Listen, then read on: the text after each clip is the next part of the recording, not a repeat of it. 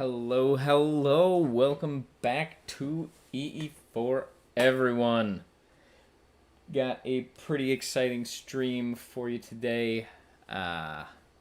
Yeah, basically where we left off in our last video, our last stream, if you would. We found out that there's something kind of weird about the gate drive amplifier that we made. It's a little BJT amplifier, and it wasn't working quite right. So we're going to dive into that a little bit, see if we can figure out what was going on there, and then we're going to move on to some regulation testing. We're going to be doing a line and load regulation. Well, that's not true. We're just going to be doing regulation testing for all the different modes. We're going to be doing power, resistance, current, and we've got, I think that's what we've got. We've got power, watt, we've got ohm, we've got current. I feel like I'm missing one. But all of them except for the voltage regulation, which I'm pretty excited about. Welcome, welcome. It's going to be good. While we're at it, we'll probably look at some other things about the gate drive and just generally hang out and have a good time. All right. So I suppose that leaves us at step one. We probably need to get a couple wires tacked onto that amplifier so we can look at it better under the microscope. And yeah, one thing that I wanted to share with you is about the schematic. It's about the schematic. And basically where we're at with that is the amplifier is shown right there. Yeah. So yeah, maybe. No, wrong shortcut. Wrong shortcut. All right, apparently that extension didn't launch. That's awesome. Let's try that again. There we go. This amplifier. Right there. This amplifier is what we're talking about. And so there's a 3904 and a 3906 shown in the schematic. And that's not necessarily a problem, but the problem for me is that the 3906 wasn't a standard component at JLC PCB. And so I substituted a different PNP transistor. Yikes! So not only were we not using a matched pair, we weren't even using the right PNP transistor.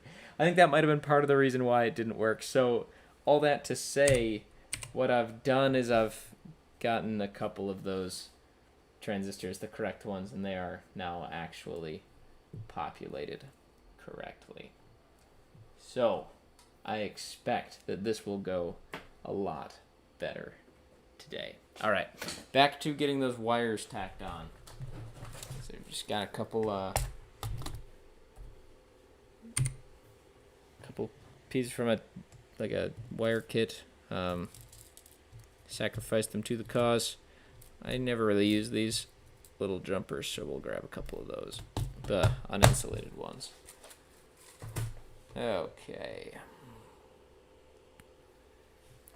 So I expect the important inputs that we'll want to look at, that'll be the input to the buffer and the output of the buffer. I'll just go ahead and do a little bit of solder.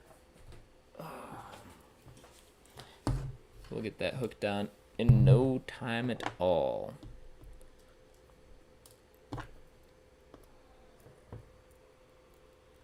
Hope everyone's having a great day today.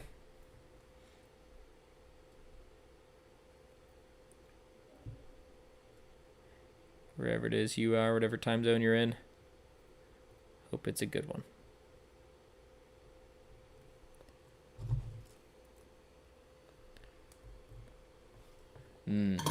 Would be awesome if I could bend this. I wonder if my tweezers are strong enough. They are. Great.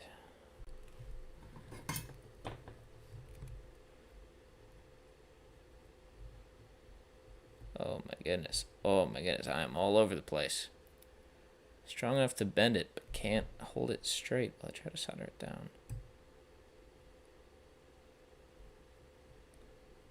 Oh my goodness. This is just miserable. Must be bent or something, because that is just out of control.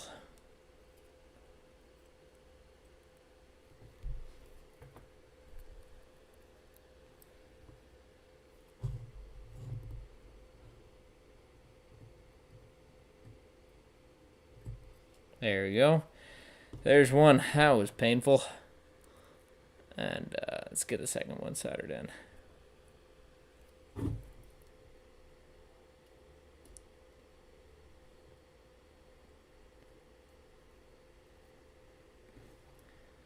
Alrighty.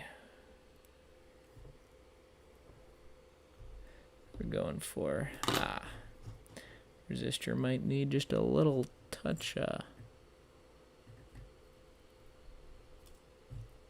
Oh, not quite. There we go. Get our little jumper on there. No problem.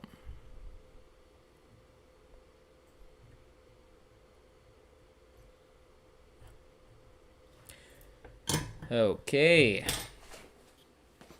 That should let us get a couple scope channels hooked up so we can really see what this amplifier is doing. Now, coming back to what I was saying about the amplifier, previous stream, basically we got to a point where it looked like it was pulling way more current than it should have. It looked like the amplifier was pulling about, I don't know, the entire output current of our 15 volt regulator. And that's not great. But I think there's a reason why. I think the reason why is because we have relatively low power NPN and PNP transistors hooked up to 15 volts. And then on the output of that, there's basically 4 ohms. There's a 2 ohm high side resistor and a 2 ohm low side resistor. And so that means that if both of those BJTs are turned on at the same time for one reason or another, what we will expect to see is, well, a lot of current. There'd be a lot of current flowing, and perhaps we would violate the specification of that transistor before we brown out the supply. Aha! And then that damaged transistor may just fail as a short circuit, causing it to brown out the 15 volt rail. So perhaps browning out the rail was a symptom and not a cause. Wow. Is this supply really that noisy? Oh, I'm set to 100 millivolts. And let me get that picture in picture view going for you. Oh, I see. Yes. Yes, of course. That is, that's a little better. There we go. So, there's the oscilloscope. There's the oscilloscope. Actually, looks pretty good today. That's, dare I say, in focus. Oh, that's not right. That's not right. Whoops.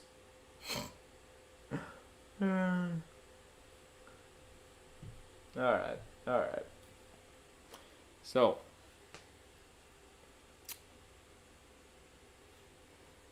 let us begin. I'm going to apply a little bit of power, and we'll do that before we really connect the power supply. Let's see, we boot up. And switching back to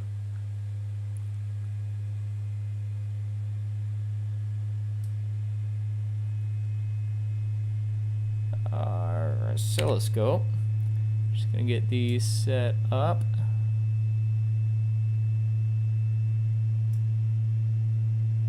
Volts per division. There we go. Actually, that's not going to be right, because this can go positive or negative 15. So let's set it about there. Okay. So you can see the buffer is actually, there's really small DC offset that seems to be working great. The two traces, channel 1 and channel 2, are right on top of one another. I mean, that's what I would call ideal. And now if we connect the power supply,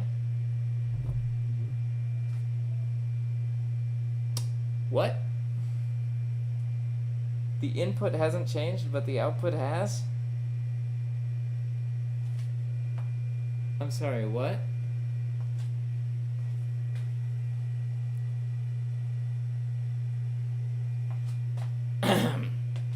I'm sorry, what? That doesn't make any sense. Let's spot check that with the DMM.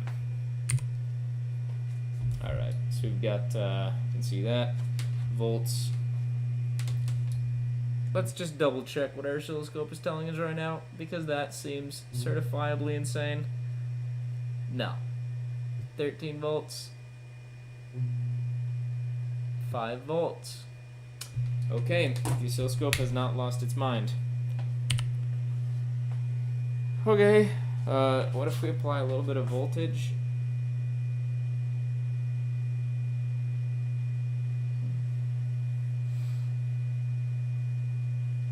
That is confusing. I wonder if there's like a loose solder joint, or like when I was just putting that wire on, I wonder.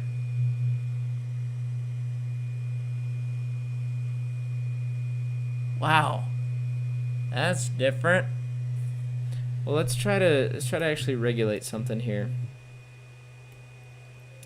Let's set it to some amount of amps, something small. We're at like, yeah, about an amp. Okay, so it appears to be functioning.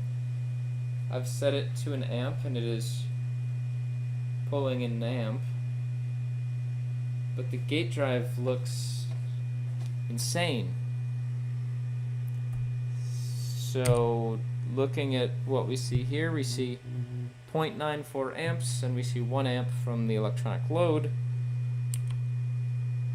But the gate drive looks insane. I wonder if it just didn't trigger.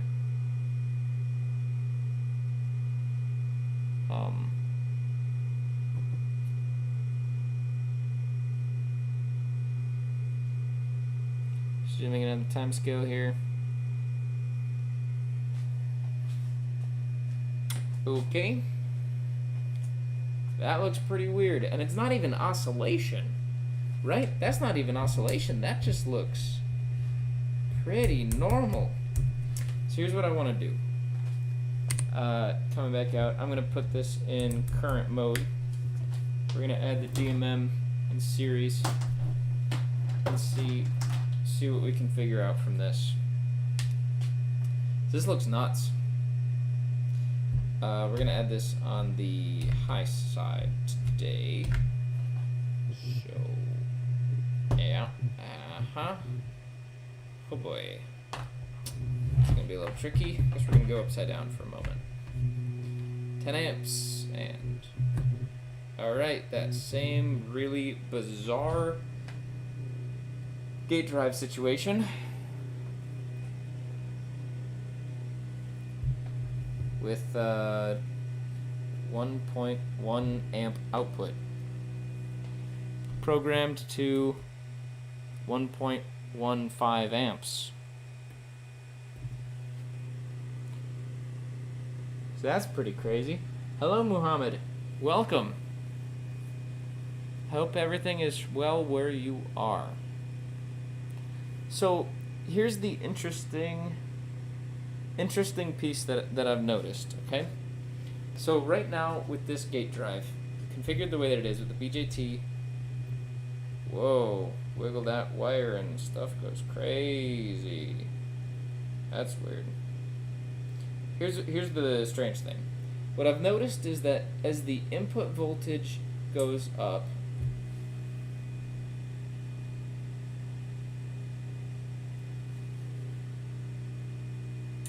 there comes a point where transistors tend to fail as a short circuit.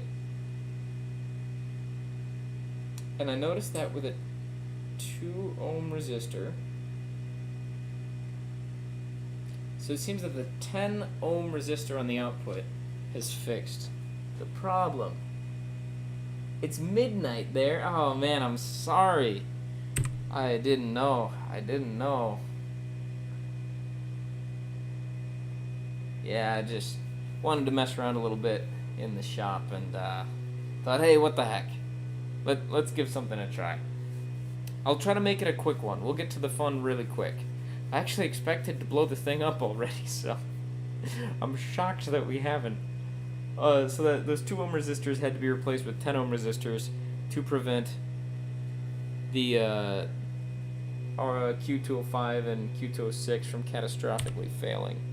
Right now our gate drive looks, I don't know how to say it other than miserable, but the regulation performance is right where we'd want it to be. Just to give it a shot, I guess, let's try setting the current a little higher. Let's go for 4 amps, and I think we're set with an appropriate current limit, so yeah, let's try 4 amps, and sure enough, 4 amps. So the input voltage is literally all over the place.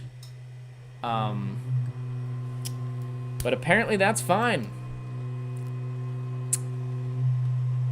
Let's just... Oh, 4 amps at 32. That's a lot of watts. Let's turn that voltage down a little bit. Alright. So let's check this side. We're at 15 volts for some reason. So there's a huge DC offset between the input and output of this BJT buffer. But it seems to be working. Alright. That's weird. And let's see if the same performance is observed. So basically what we noticed is that... let's see if I can show you both of these at the same time. Let me... I'm going to do this live. Yep, we're going to do this, and then we're going to shrink it, and... Oh no, that was the wrong thing. Oh boy, now I've done it. Yep, alright, there we go. We'll put that over there. Okay. So... oh, quick summary. Yeah, Muhammad. So basically what we're doing is, right now we're investigating the BJT buffer. The BJT buffer, why it is not behaving as expected. Like you can see on the screen right now, the channel 1 is hooked up to the output of the PID compensator, and the blue trace is the output of the BJT buffer.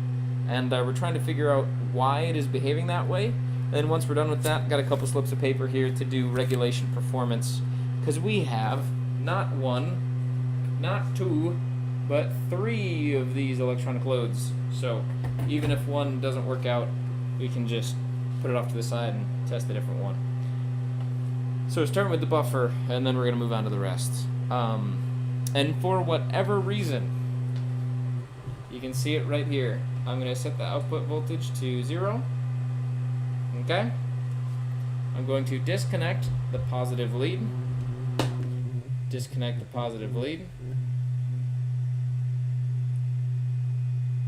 Now look at that.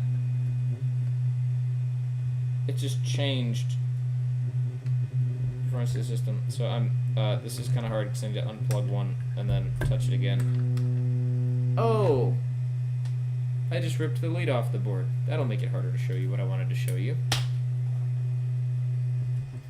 Hopefully I didn't damage it. You can actually...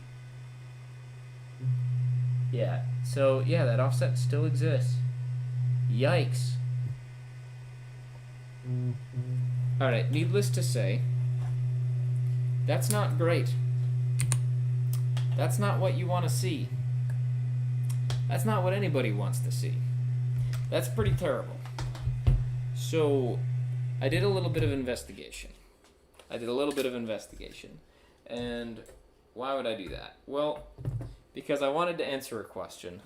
And that question is there a better way? Is there something else we can do? And what I investigated was exactly this. Okay. So basically what I said is, alright, this buffer, this is not working great.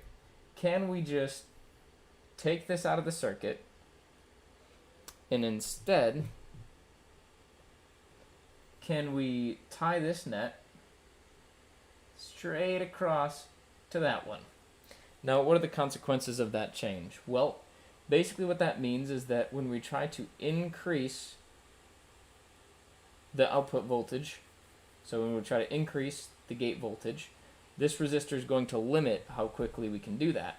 But when it's time to turn off the MOSFET, we can still dump current through our protection FET unrestricted.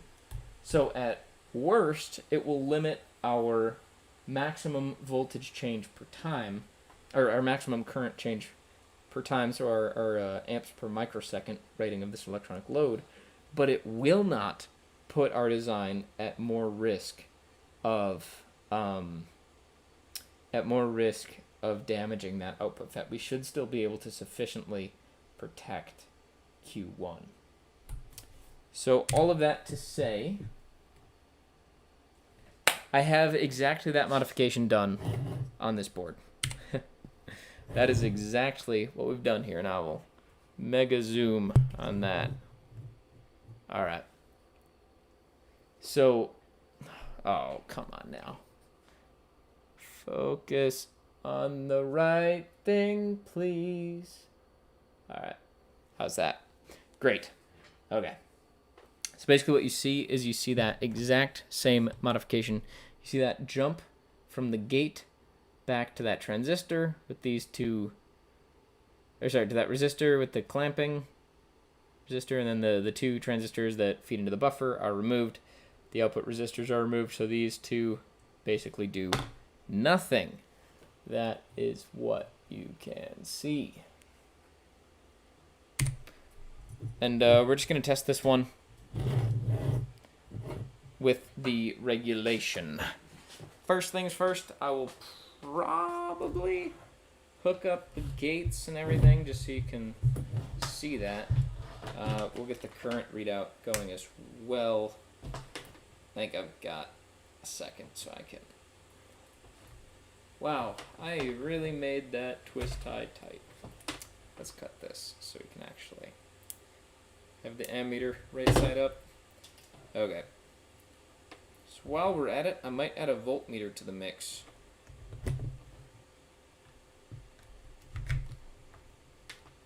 So there's the voltage in. Let's see if I can get those wires out of the way. There we go. Current in. Let's see if we can get voltage as well. This will be a pretty coarse voltmeter. And that's okay. There we go. So we got voltage over here, current over there. This is set to the 200 volt range. Wow. Start with the 20 volt range. Can measure the voltage applied to the electronic load.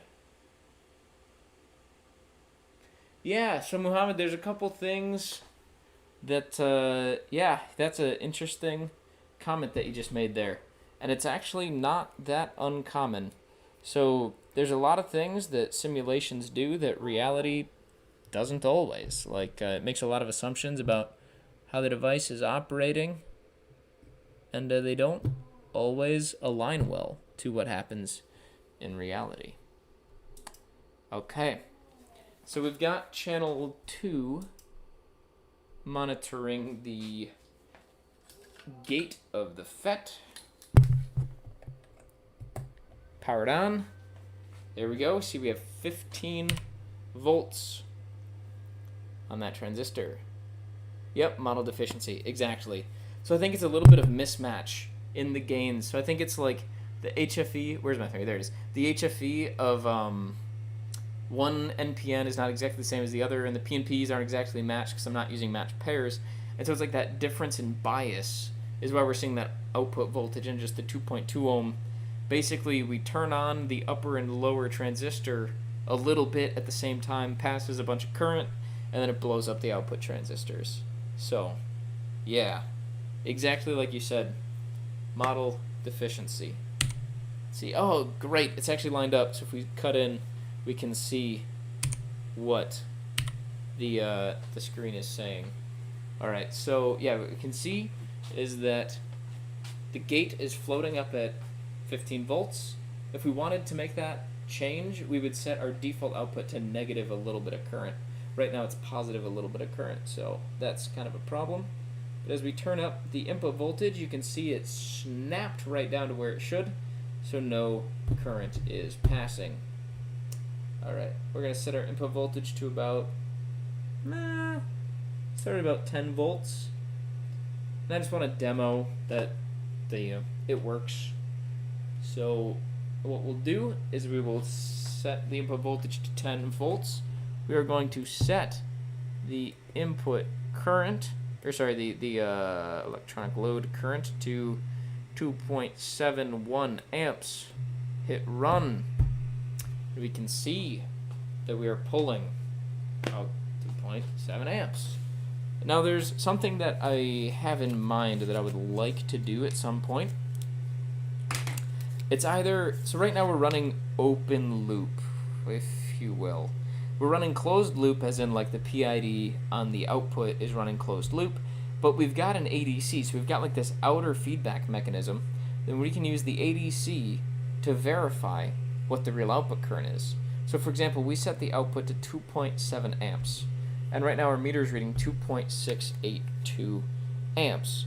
And if we take a look at what our screen is monitoring, we're measuring 2.66 amps.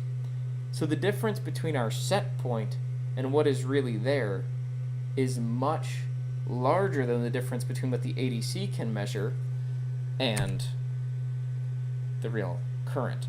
So if we were to do some kind of calibration routine and store in non-volatile memory the difference between this real current and what we're observing, well, hey, we could really pull the performance, we could improve the performance of the system.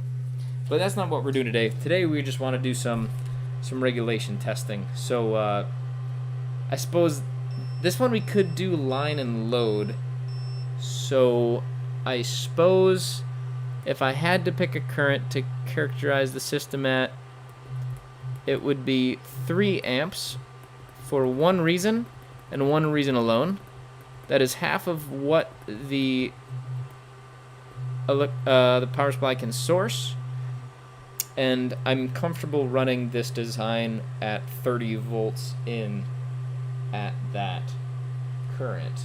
No, I agree, Muhammad.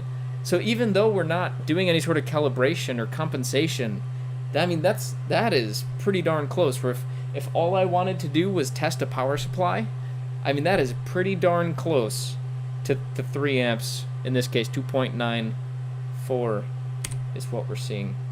So I'm going to do line regulation first, and then we're going to do load regulation in a second. So we're going to do this at 3 amps. V in, I out. Okay. So let's wake up the DMM. Set fell asleep. And let's turn the input voltage down to small, but as small as we can. So we're at 0.9 volts, still pulling our 3. Whoa! We're at no way. Let me downrange. Really? That burden voltage. So I'm in the millivolts range right now, and we're measuring about 400 millivolts at the input terminals. So my power supply is reading 0.9, but we're dropping a lot of that voltage across the cable. Wow! 400 millivolts at 2.7 amps, so maybe that's a little bit too low. That's a little unfair.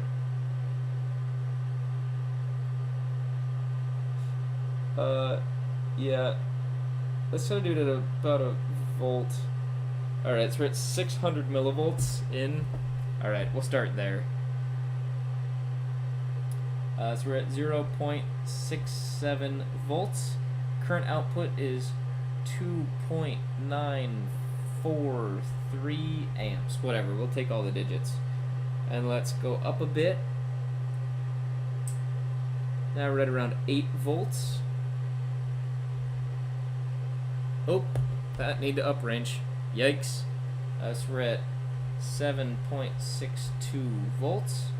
Current output is 2.943 amps. Wow. That does not seem to care about input voltage. Let's get a little more aggressive. Let's change it up to 20 volts in. So now we're at 19.75 volts, and we are at 2.945 amps. And all the way up to the top, we are at, whoop, need to uprange. What? There we go. We are at 31.8 volts in.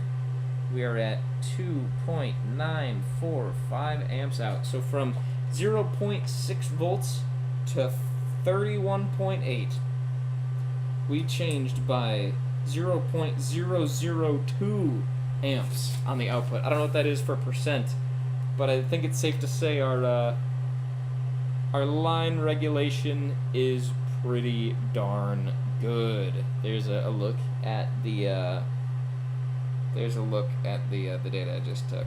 All right. I'm not even gonna crunch. Oh, okay. Yeah, I'll crunch the number.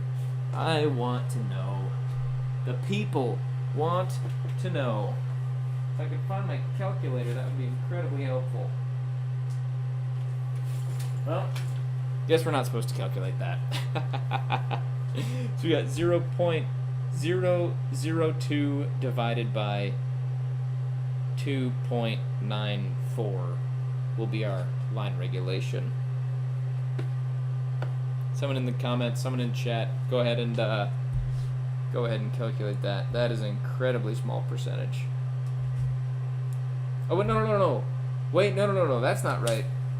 Sorry, I got my equations mixed up there for a moment. That'd be if we were doing a different test. Okay. Yes, that's 0.002 divided by 31.8 minus 0.67, which means it's going to be even smaller. 0.002 divided by like 30. That's like getting close to ppm territory. That is incredible. But that is not all we are going to do. Okay, we're going to set our input voltage to about 12 volts. There we go. 12 VN. Now what we're going to do is we're going to change our load set point. And then we're going to measure the real current. So this isn't really load regulation. This is like current accuracy at all of the achievable load levels. Because normally for a power supply, you'd measure something different, but yeah. Yeah, Muhammad, I don't know what comment you retracted, but it was probably correcting me misspeaking. Hopefully I caught myself. Okay, so we need to come in here and set the current to something really small. I'm going to do 0.1 amp. So we set this to 0.1 amp, and what we measured is 0.091. Great, that is a data point. Now we're going to set this to, I guess in order of magnitude, 1 amp, 1.0 amps, and the output is 0.961 amps. That's not quite as close. We're going to turn this up.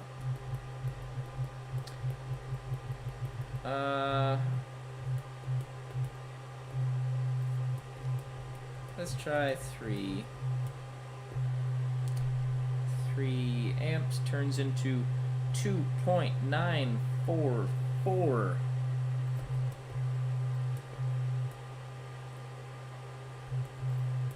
And now 6 is as high as this power supply can go. 6 amps, we are at 5.981. Alright. So, let's run a couple of those percentages.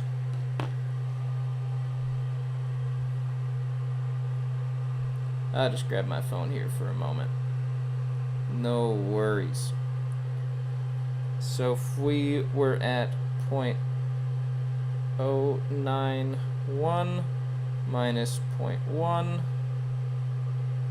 divided by 0.1, so that was, we're off by 9% on that low test, and at the highest test we were at 0.981 minus 6. What? Oh no. Oh, that's not right. 6 minus 5.981. There we go. Divided by 6. So that was 0.31%.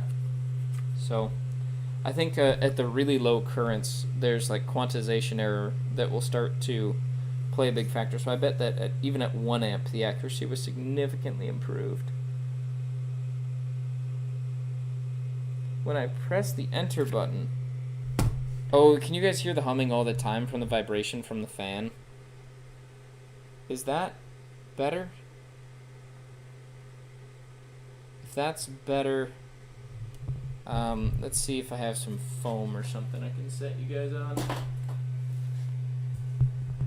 Yep, conducted vibration.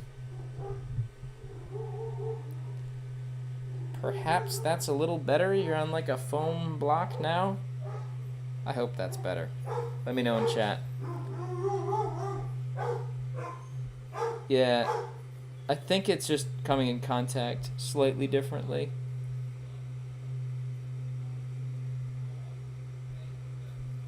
Alrighty. Okay, good. Alright, so, what was that? Oh, I was going to check the 1 amp range. The 1 amp range. So we've got, 0.961 minus 1 divided by 1 is the same thing. So we had 3.9% error. So it was, what, less than 1% error at 6 amps. 3.9% error at 1 amp. Then it was like 8 or something at the lower range. But that is not the whole story. Because, and thank you, Rahul. Thank you, Rahul, for letting me know about the audio. I strive to give you guys only the best streaming experience. So, basically, in here, now that we are here, we can change a few other things. You can see we can come down to power and resistance. And, well, basically, let's see how well this design can regulate power. And resistance. So, yeah. We're in here setting the power. Let's strive for I don't know, I'll just hold the button down for a while. I don't know, like 30? This will change the minimum current because we can only go up to 6 amps. But let's start with 30 watts. So we're going to do power at 30 watts.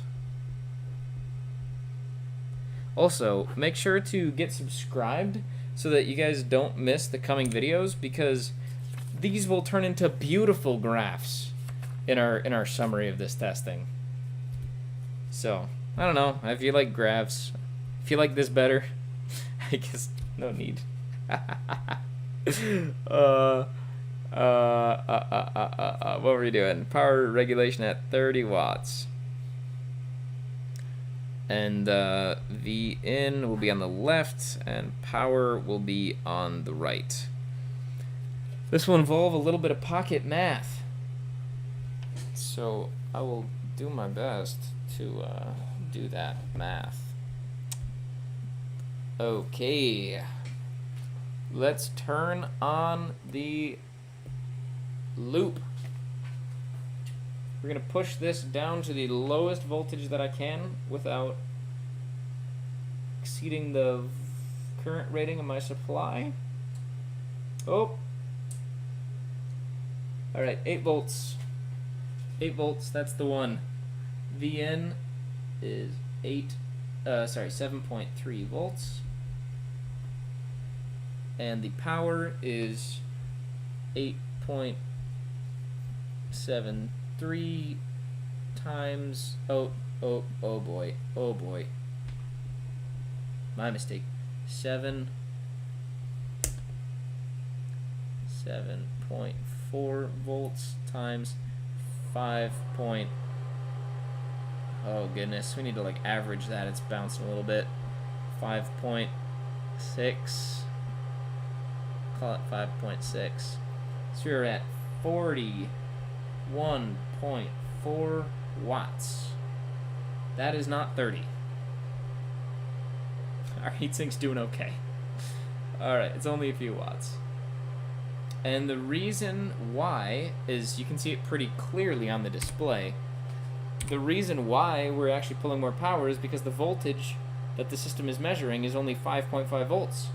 So if our voltage measurement is incorrect, of course it'll set the current wrong. Do you ever imagine that your dog could bite you while you're asleep? Muhammad, yes, but I trust her with my life, literally. Need some help with the high frequency transformer design. Ooh, Raul, perhaps. Hopefully you've seen our videos that cover that, because I think there's some goodness in there, but yeah, definitely just like drop some stuff in the comments or reach out by email. Don't always have time to help everybody, but at least I could drop you some app notes or a little bit of general guidance, even though I probably won't be able to, like, well, I'll certainly not be able to just design it for you, but hopefully I can give you some pointers that help. So yeah, you can always just drop some stuff in the comments too and we can chat. But Muhammad, you're right, it is an animal. It is an animal, but I do trust her. Okay, 7.3 volts, 41 watts. Let's turn up the input a little bit. 12.15 volts. What a perfect voltage to test. And we are at 12.08 volts now, times 3. We'll call that 3 amps. So that is 36.24 watts. Unsurprisingly, the error, 10 volts in. 10 volts in, and 12 volts in. That's a smaller percent error in voltage, and therefore the error in power has dropped. That's basically just going to be a limitation of the ADC coming in and the way we're sampling it. So maybe there's something we could do to improve. Please don't go to sleep. Yep, but let's crank her up a little more. Oh. We're up at 21.0 volts. And at this voltage, 21 times 1.478, sure. That's much more stable now. Oh, of course it changes right after I say that. Wow, we're at 31.04 watts. That's pretty darn close. And turn it all the way up, we're at 32 volts in. We're at 0. Guess we don't get to know what the current is. 32 times 0.962. 30.78 watts. So I'm guessing that percent error, well, I guess we can kind of see it right here. The DMM is measuring 0.962 amps. We are measuring about the same. So the difference is coming almost exclusively from our voltage measurement, which is no surprise. I've said that 3 or 4 times.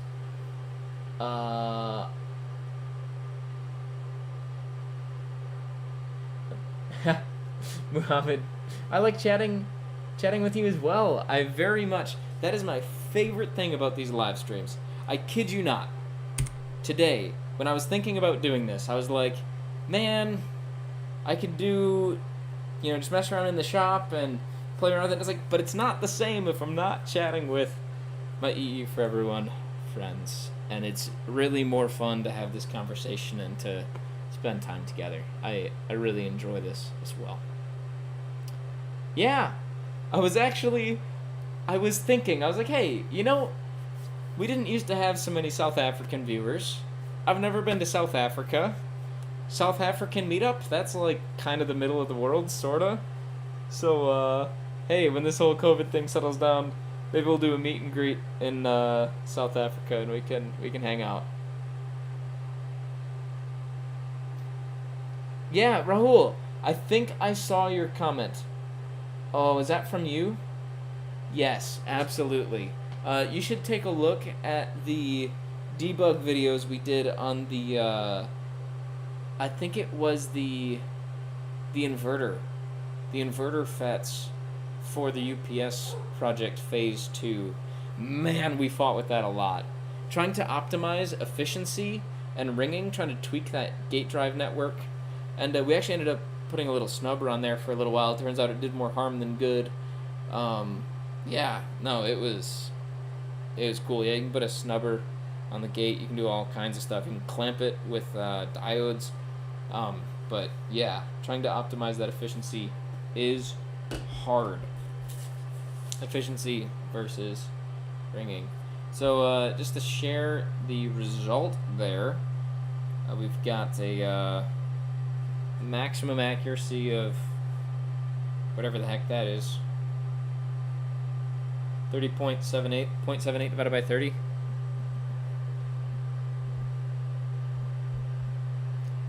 2.6%. Yep, that is quite good. Down to the abysmal 11.4 divided by 30. Yikes. Ooh, that hurts me right in the electrons. 38% error. Ugh, at that low input voltage. Push-pull based inverter? Yeah. Cool. I think we did a similar thing, just, it was chopping up the waveform directly, so you just got a transformer on the output, probably, is what you mean. So, yeah, that ought to work. That's how most inverters are built. Like most, they use that to multiply your output voltage, makes it a little easier to drive your FETs and all that. So, yeah. No, that's how most of them are made.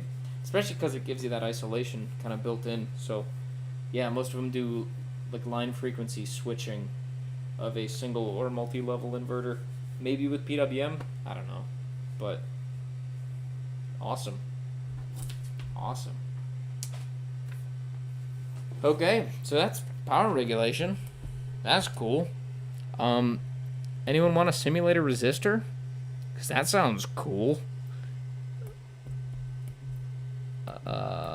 Let's... I don't know, what are you feeling like, 10 ohms? 10 ohms sounds alright to me.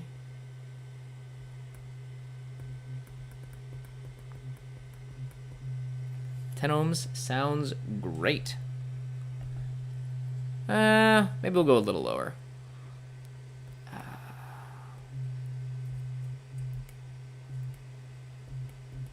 6 ohms. All right. Resistance at 6 ohms.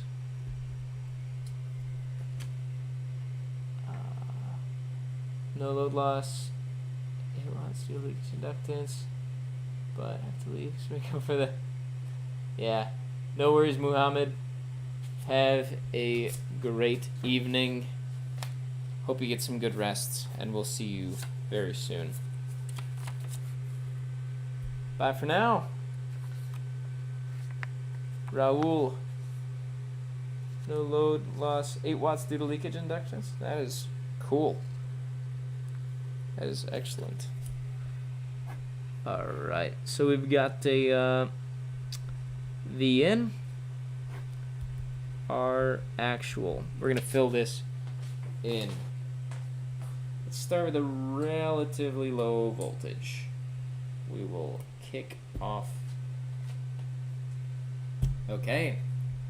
So a little more math on the on this front. Gonna turn it down to about a volt, maybe 2. Really just test that low end of our DAC and our ADC.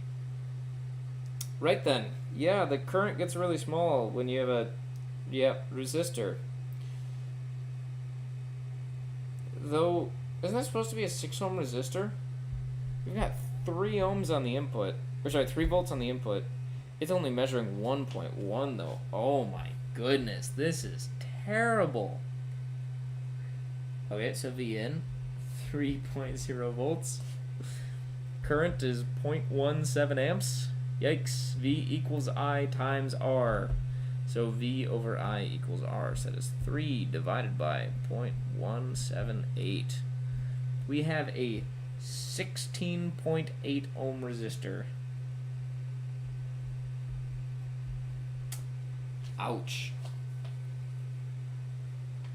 Ouch. That hurts. Turn it up a little more, 7.5 volts in. Now we're getting, what does that turn into? 7.5 times 0.96. 7.2 ohms. That's much closer, much closer. Turn up the input voltage. We're going at about 20 volts. 20 volts. 20 volts in. We are at about 3 amps out. 20 times 3, 60. That's not what I needed to do. 20 divided by 3. 6.6 ohms repeating.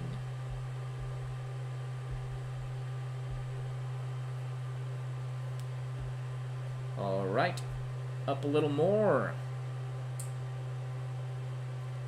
All the way up to the maximum. 31.5 volts in. And a... oh, wow, that's a lot of watts. 5 watts out. I'm going to turn that down. We were at like 100 odd watts. Our heatsink is not quite ready for that. I'm going to add a shroud that funnels more air through the heatsink, and yep, that coming in a future video, thermals for this thing. Trying to get thermals under control. Might need to play with some water cooling. Should be really fun. But yeah, that was a lot of power we were just pulling out of that. What was that? 6 watts? Or sorry, is that 6 amps or 5 amps? It was 5 amps. 5 amps. 5 amps. Okay. 31.5 divided by 5. That's 6.3 ohms.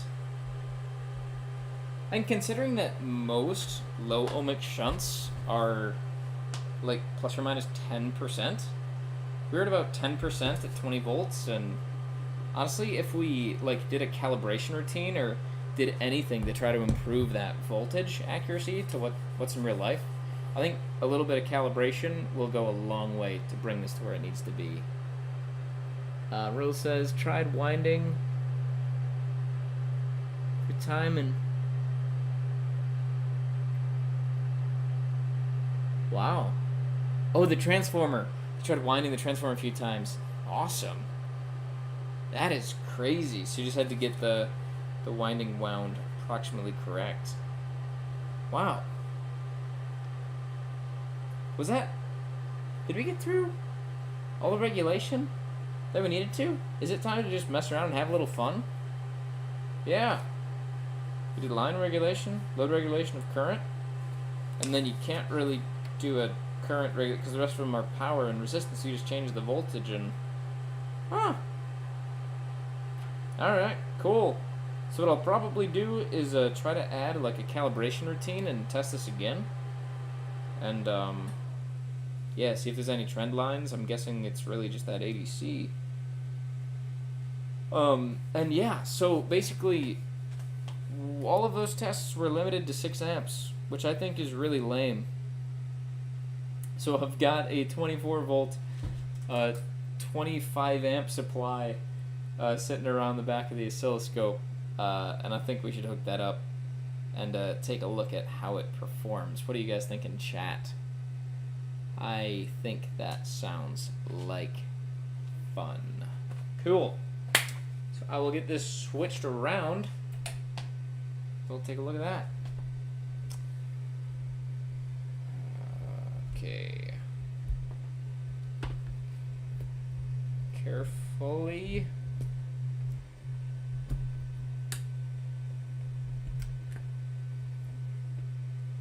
Alright.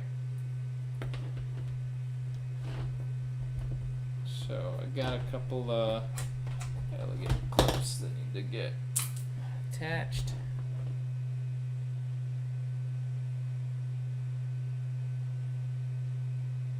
Raul says, thanks for the stickers. You're welcome, Raul. I'm trying to remember when I would have sent those out. Have you been... I haven't sent those out in a while. Is that from way back when? Or am I forgetting something? Am I late on sending out a sticker, or was that like a long while ago? I think that might have been way back when. Raul. Yeah. I'm super happy to hear from you. I'm glad that you enjoyed that. Alright, I almost just blew up our electronic load. Thankfully, I've got the fuse installed and the right current shunts. Oh yeah, I never told you guys that. We got the shunts. They're installed. It's amazing how condensed you can build a resistor when it's not a giant loop of wire. And then we've got yeah, again, we got this that we can hook up. I think we're gonna be back to upside down land for a moment, unless I can. Oh, I can sneak this. Clip up a little. There we go.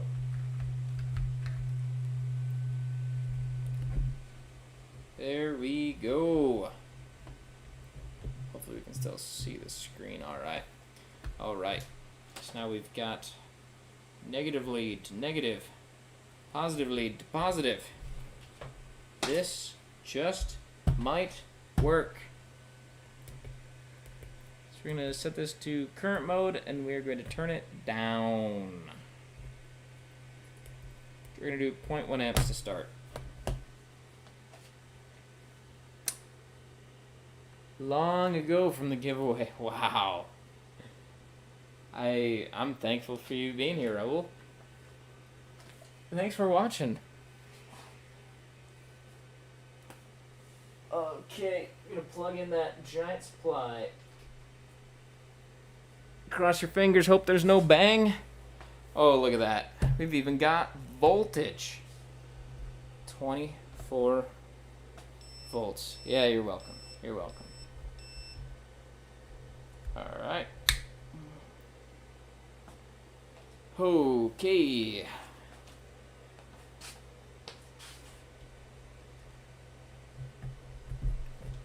Alright. So, just to flip over for a moment, so you can see the gate. The gate looks rock solid with that 1K resistor. I tried a 100 ohm, and it started to oscillate at higher input voltages. So, it was just kind of marginally stable. But this seems pretty darn stable. Pretty darn stable. Alright. Well, the reason why I hooked up the supply is just so we could push this thing to ludicrous power. So, yeah, I mean, that's what we're doing. Alright, so, I'm gonna come in here and change the set point up to more power.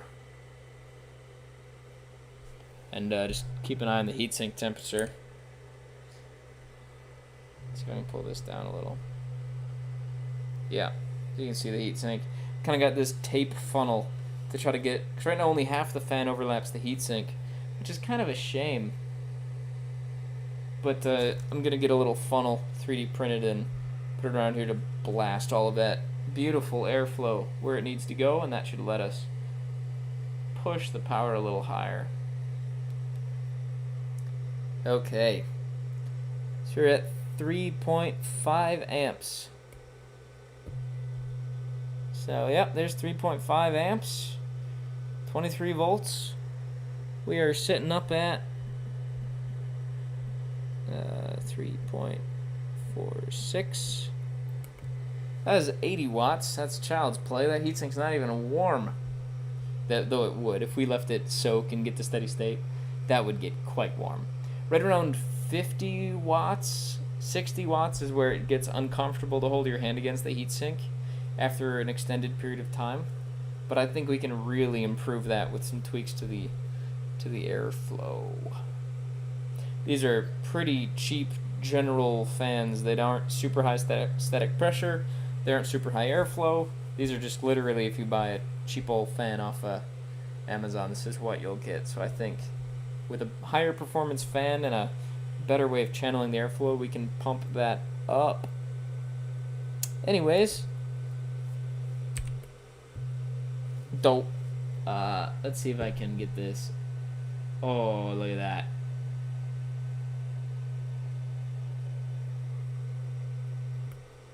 Get that set up to something a little more fun. Let's break the 6 amp barrier. Let's go for 8.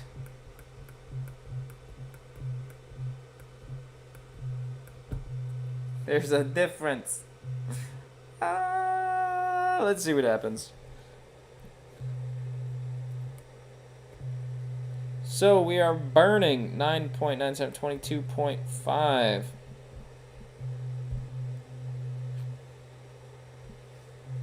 We are burning 180 watts in that FET. Alright. It's going.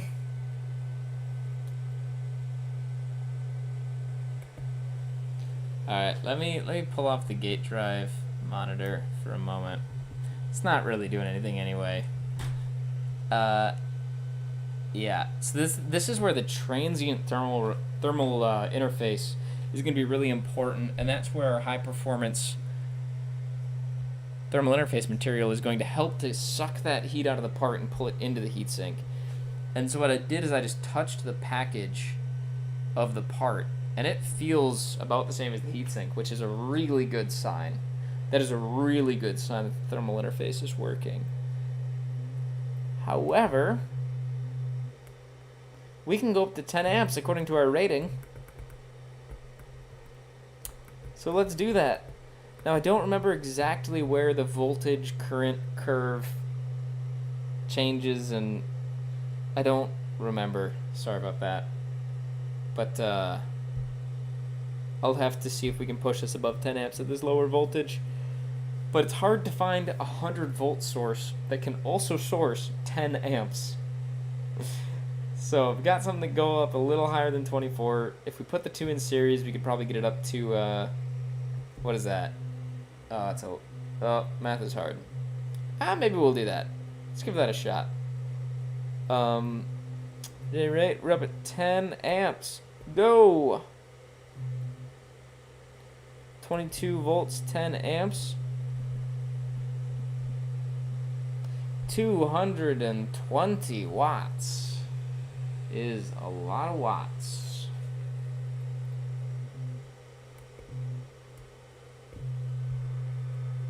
That is crazy.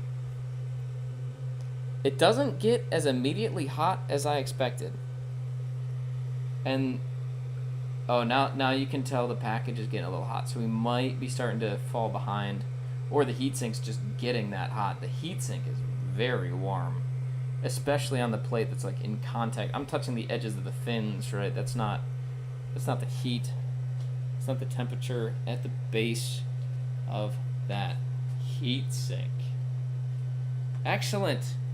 Well, I'm all for pushing the realm of what is possible, so let's do that. Now our positive voltage is coming from right here. Let's add our DC supply in series. Alright, so I'm going to disconnect the load.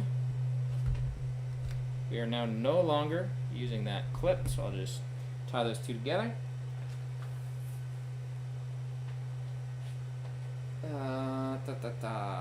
What do we need? We need a way to get that power into our load. This is going to get a little cheesy. Oh boy. I'm glad you can't see the whole picture, because this is looking a little scary. Okay, so now we've got that there. No, that I did that wrong. That was not correct.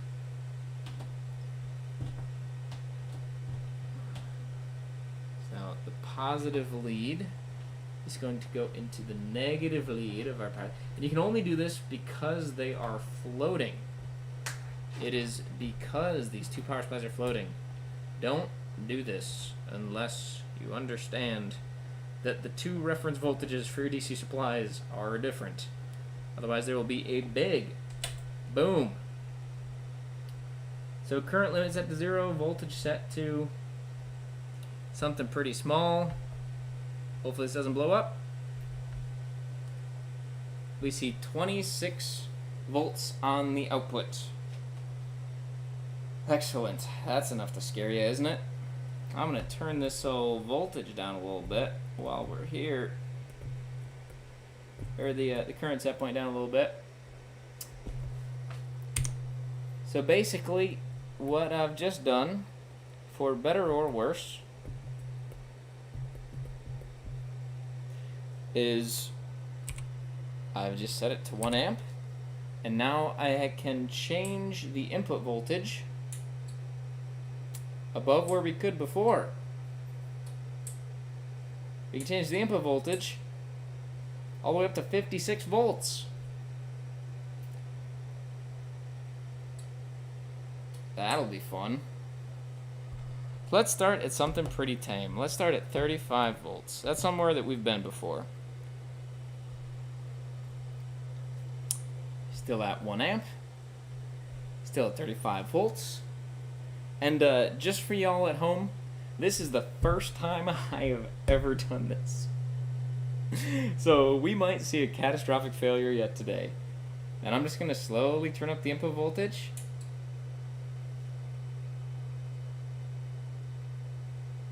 Hey, look at that. All the way up to 56 volts. 1 amp.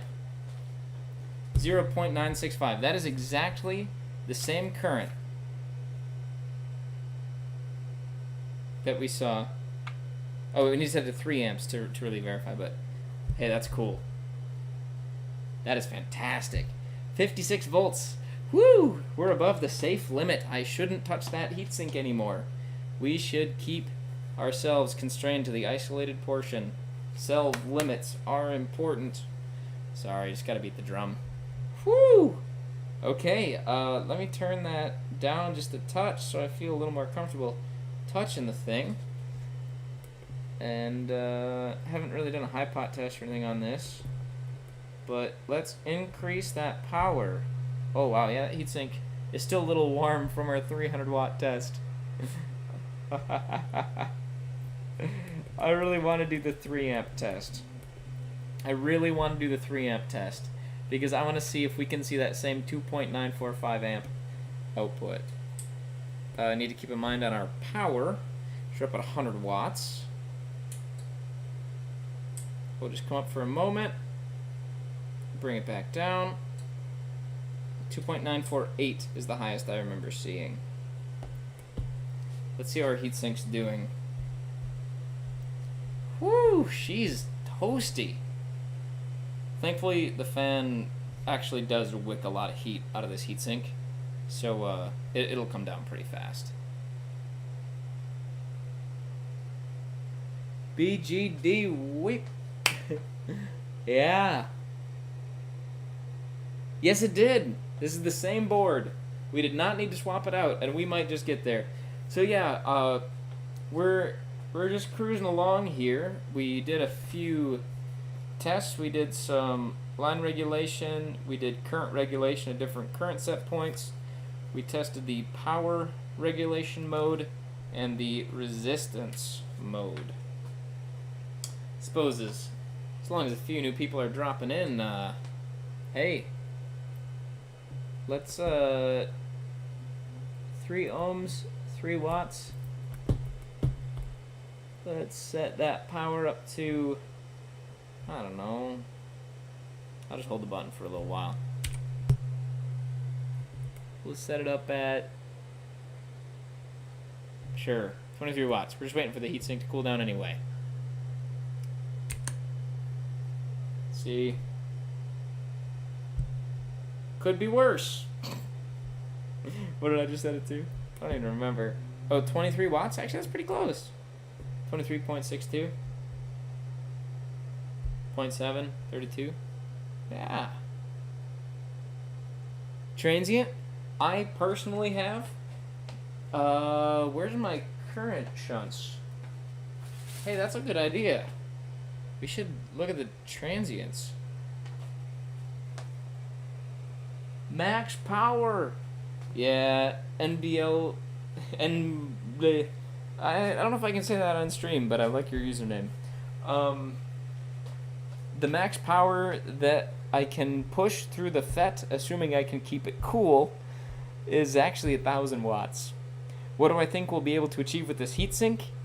Maybe 200, maybe 300 steady state. You can definitely do 1,000 for a short period of time, like as a pulse, but steady state 1,000 watts, this heatsink is simply too small.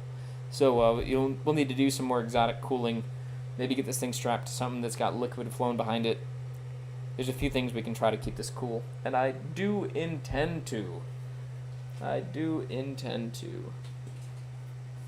Alright. Yeah. I got a couple little resistors that we can use as a shunt for testing the transient response. Get it hooked up to the scope. DigiKey did us all a disservice and packaged it incredibly well. Alright. Cool. Just a simple wire around. It's not even that high power. I regret the power rating that I purchased, but we can still get some transient response going. It should be pretty beautiful. Yeah, so it's like, there's the electrical limit of what the FET can do, and then there's the thermal limit of how cool can we keep the part. Alright, so I'll do a quick test up at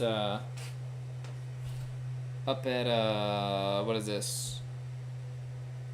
3 amps. We'll get it up to 50 odd volts for a second. Current. Yeah, we're not gonna do 23 amps, that's for sure. Let's bring this back down to 3. Obviously the user interface is not final. This is just something that I whipped up to get a test going. Alright, so we're up at, as reported by it, a lot of watts. That's awesome. That is literally fantastic. Alright, let's do a transient response. We'll even do it up at high voltage, because why the heck not? I'm going to take these 2 shunts and combine them, because they're both 1 ohm. And that's a... Yeah, I wanted an ohm because 1 volt equals 1 amp, and that made me feel good. But turns out it's not very practical, because power, Ohm's law is a thing, which means that I squared R is a thing, which means that if you buy a 10 watt 1 ohm resistor, you can't do a whole lot with that. Alright, that's bent approximately correct. I just need to space them out a little so that they can stay cool. Gonna solder these together, and then we can hook up to them with the scope.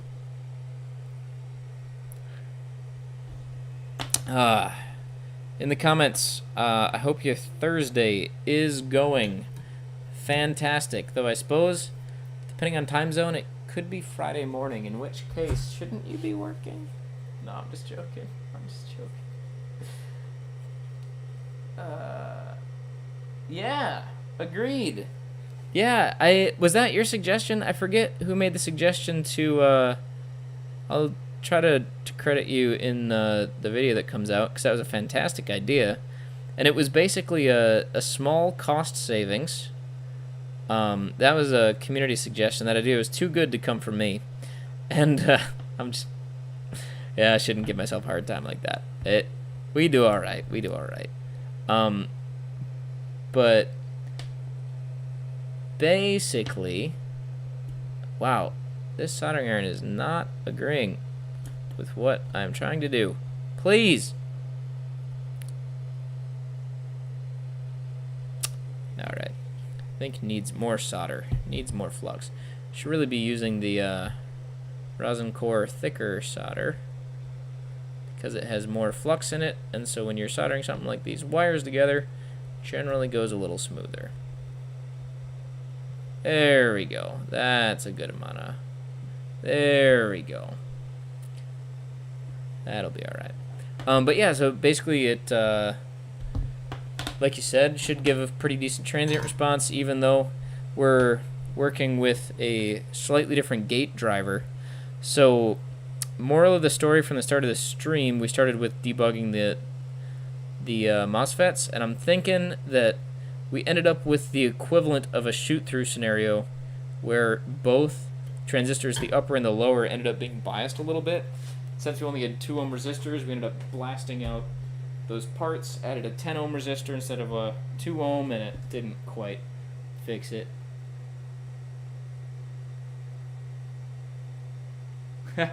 Yeah, how would you pronounce that? Can you spell that phonetically? But yeah, no, it basically just gave us free power. And like, I'm all about that. Little bit of extra power for free. Alright, so we're going to get the oscilloscope hooked up here. And that should actually be really easy, because we've already got this dual supply shenanigan going on. And now this will be a great test of how good the project worked, because we're about to do another higher voltage step where we will trigger the overcurrent protection, and we'll need to recover. So we'll see how that goes. Kaboom! Just joking. Okay. Hey, seems to have gone just fine.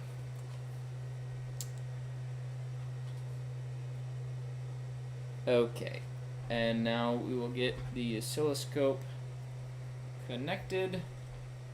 Oh, yeah, that'll work. That'll work. Okay. Resistor is placed. That is a 1/2 ohm resistor. I'm going to take a moment just to configure this channel correctly. I'm going to set this to amps. That is correct. And then, oh boy, there should be a way to apply a general factor. Do I have to use this probe? It might not even let me because it knows what type of probe it is. Okay, so it is in 10x mode, I presume. Yep. And alright, let's do a little bit of math. Okay, so we want this to be something reasonable. So we have a 1/2 ohm shunt, 10x probe. So 1 volt or 1 amp will be 1/2 of an ohm. So we'd want to set it to be I guess a 5x probe will take care of that, but then we'll be off by a factor of 2. Is that right? So 1 division will be... Oh, let's just test it at a constant current. I think that'll be something reasonable. My apologies. The mental gymnastics of the scope, because it's like, does 10x on the scope mean that 1 volt will become 10, or that 0.1 volts will become 1? Yeah, the ground on both sides of these supplies is floating. So, yeah, basically earth ground is now tied to the system at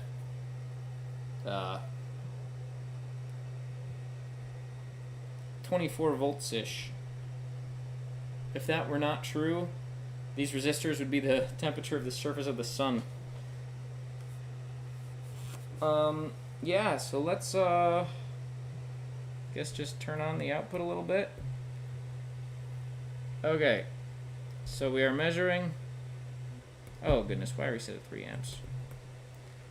Let's do 1 amp.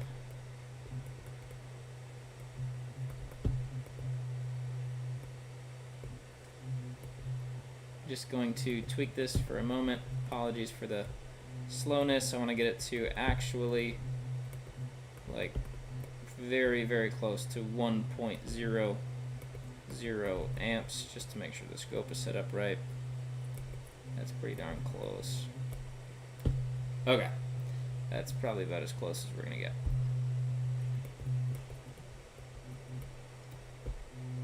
Okay, excellent. So we are pulling 1 amp through these resistors, and yeah, as I suspected, that was not gonna be right. Okay, so 100 milliamps per division, 1 amp. So 2 divisions, okay, 2 divisions is 1 amp.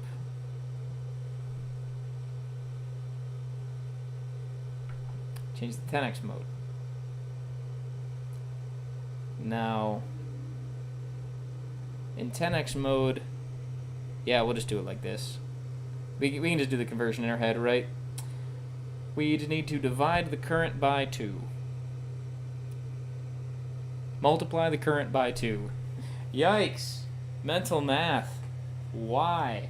Alright, so you see we're about half a division, and yeah, that's where it should be. Okay. That means it is time to trigger. Menu. Channel 2. Rising. Edge. We're set to milliseconds. I'm hoping that is an irrelevant timescale for what we're doing here. Set to single shot capture. What is our trigger level at? So that is at what will be 3 amps. Set it to 2 amp trigger. Because remember, we got the factor 2 in there. Now we're going to set the electronic load to let's do 4 amps. Let's turn down that input voltage a bit.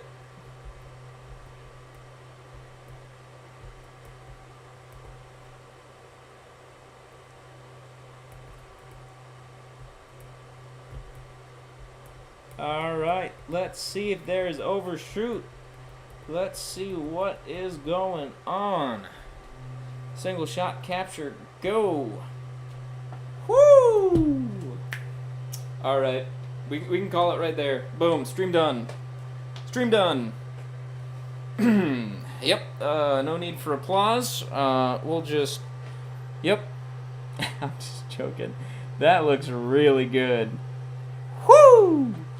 If that doesn't get you excited, I don't know what will. Let's capture that high resolution. Because as we all know, zooming in on the scope, basically it changes the sample rate when you change the nonsense. Anyways, single shot capture. Let's go. Yes. No overshoot. Honestly, looks like we could be a little more aggressive. Looks like we could be a little more aggressive. That is not bad transient response.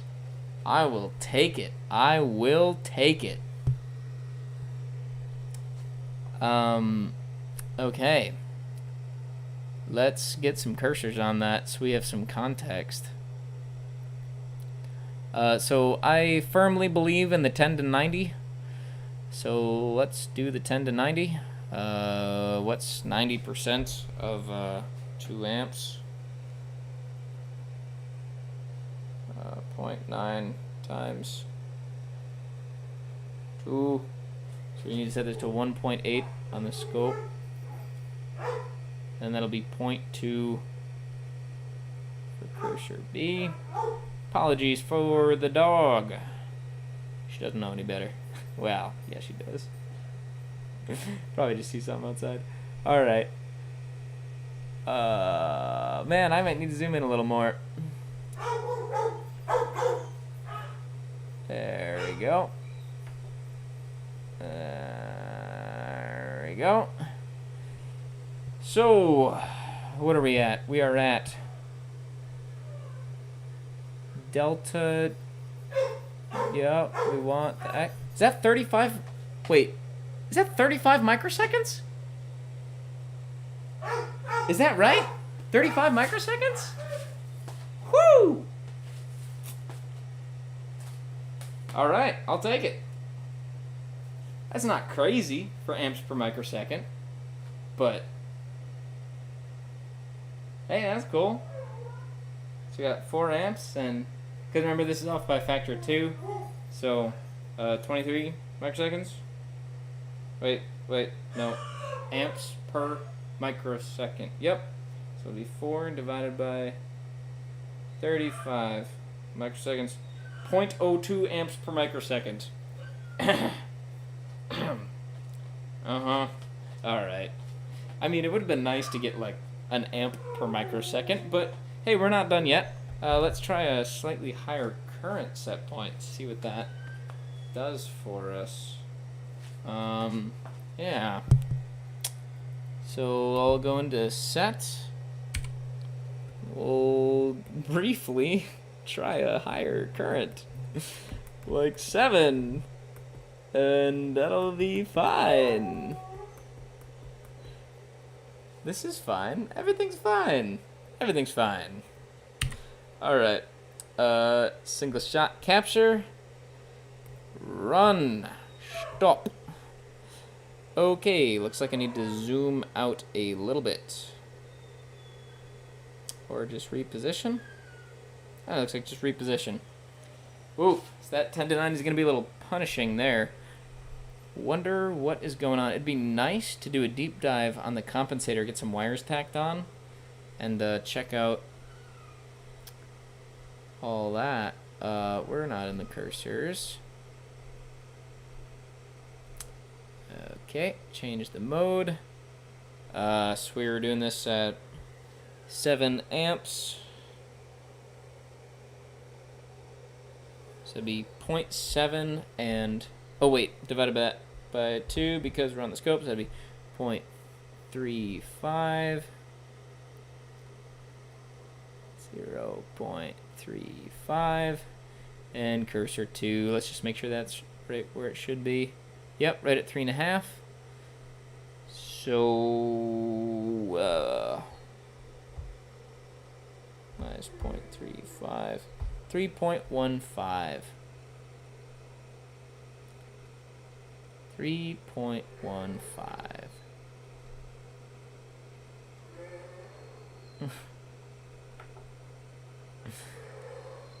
For those curious, no, the dog is not dying. But I think my housemate left for a moment. Oh, just literally step outside. Okay. Okay. So now this was a 7.5 amp step when we got there in... Is that 32 microseconds again? What? 32 microseconds again? Isn't that exactly the same number we got before? Whoa. Alright. I'll take it. So 7.5 amps divided by 32 microseconds. No, 7 amps. Divided by 32 microseconds. And we got 0.21 amps per microsecond. I'll take it. I'll take it. As long as we're here and we're doing stuff, may as well do the falling edge as well. We'll come down to about 4 amps. Alright. I will take a brief... Okay, everyone, hang on for a second. I'll see if I can do something about that dog.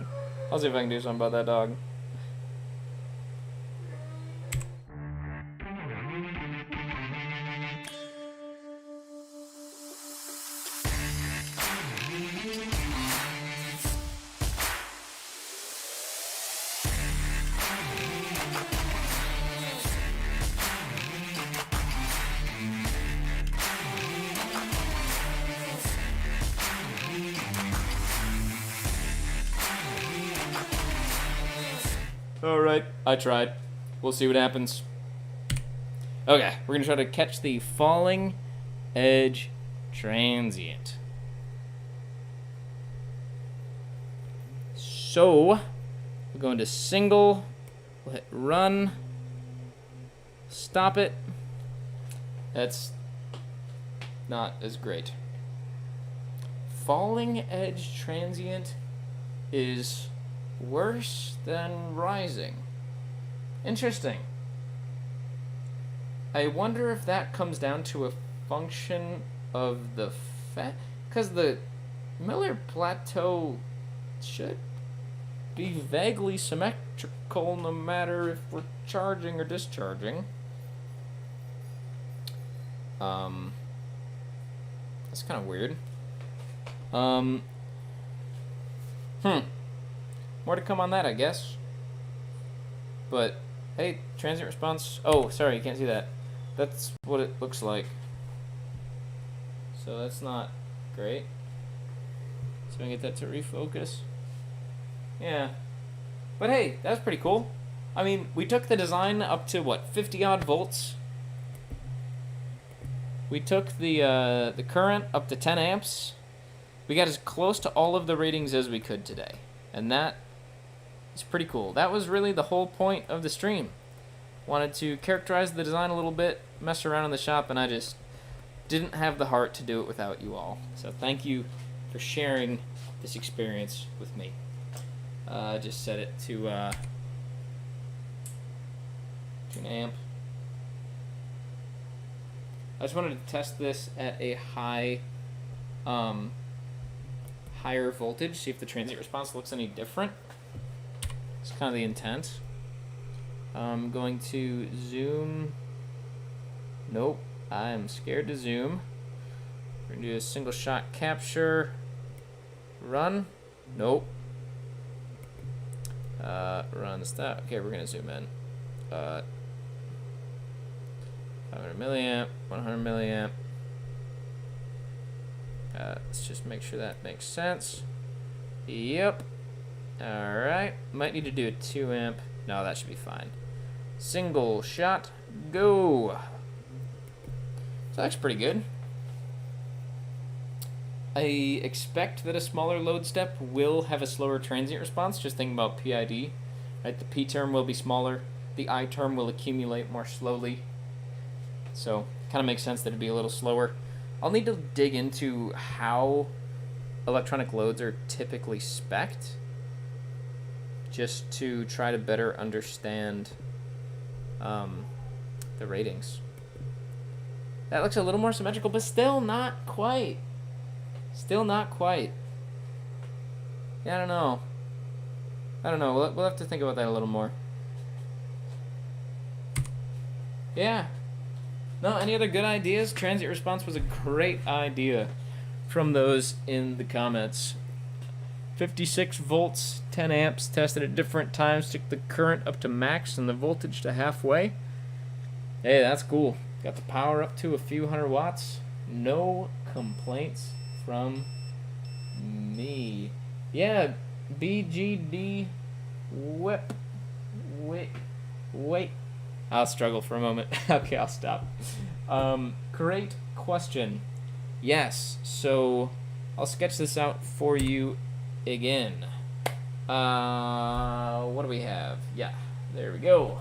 So basically, what was done is I'm pretty sure that these FETs were both conducting at the same time, basically shot through, failed as a vaguely short circuit, and then we saw it browning out those rails. What I've done is I've increased these resistors from a 2 ohm to a 10 ohm, and that prevents these FETs from failing and browning out the whole rail.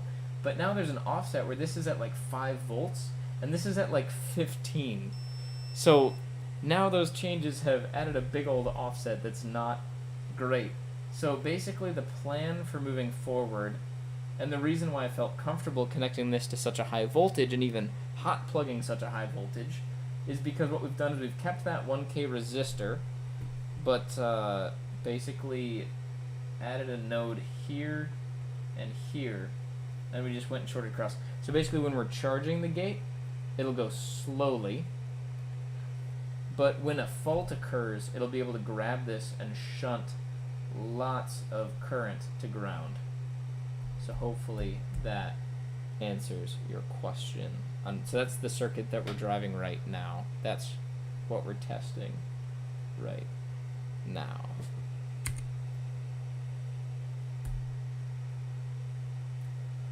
Peter. That works. Thanks for the suggestion, Peter. Both for the FET and for the transient response and all of it. Yeah, one of the great things that I like about the current is just how little ripple there is. Like all linear regulation stages, they should be pretty rock solid. And it looks like this one really is, which I'm very excited about. Yeah, so that's where we landed on the buffer. We touched on the stream, but as always, the stream will be boiled down, compressed, if you will, into a more concise conversation. Yeah, I'll have to take a look at the SOA, see if we can push this to a higher current. But they claimed on the SOA curve that 10 amps would be basically the limit at low voltage. Maybe that's true. But we saw a very low burden voltage on this thing as well, which is fantastic. Yeah. Alright, how long have we been going? Hour and a half? Almost 2 hours? Dang, that went by fast. That went by fast. I'm really a fan of the simple interface. Like, I want to use these option buttons to program things like a slew rate and to allow for toggling between two different set points instead of a set point and 0. In fact, I wanted to do some of that with the transient response testing, because like needing to come down to 0 means we can't play with all the variables I'd like to play with. But yeah, for now, this is kind of where it is. And yeah, thanks for coming along the journey. Thanks for sharing this with me. I very much enjoyed our time today. Well, I suppose that's about all we've got. That means it's time to say goodbye for now. Any last minute comments, questions, thoughts will be certainly welcome, both now and in the VOD. If you just want to just throw something in the comments, I will certainly take a look at that. As always, hope that you learned something great today. Hope that you enjoyed, and I hope to see you again soon. Thank you all for being the best part of AE for everyone. Thank you for making this community a great place that I really enjoy spending time. Truly, really and truly, I was going to do this testing on my own, and I just didn't have the heart. So thank you for making this such a positive experience that I couldn't hold back. Yeah. I suppose that's all. Check out the links in the description. We've got the schematic, so you can take a look at that. We've got links to our previous videos, the playlist for this project, and yeah, check that all out in the meantime. But we've got more good stuff coming your way very soon. Alrighty. Bye.